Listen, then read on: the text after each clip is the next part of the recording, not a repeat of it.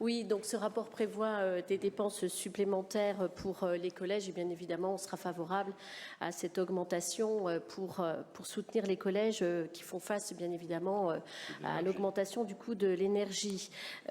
Néanmoins, depuis juin 2020, on a le prix de la restauration scolaire qui est passé à 2 € pour les familles. Je voulais juste signifier, et sans rentrer à nouveau dans le débat, comme vous l'avez dit, sur les modalités de la tarification, on vous avait demandé un bilan et on n'a toujours pas ce bilan. C'était juste pour vous réitérer cette demande.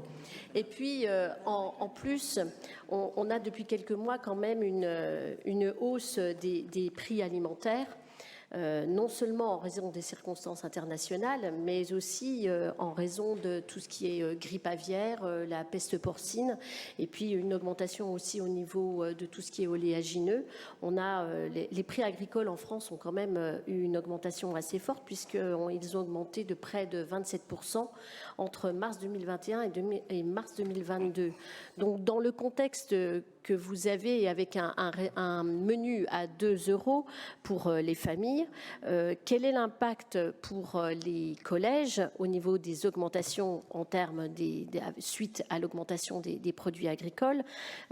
Donc cet impact, il se fait ressentir aussi sur le coût du repas et on aimerait savoir si vous envisagez des dispositions pour aider les collèges en ce sens. Ah mais oui.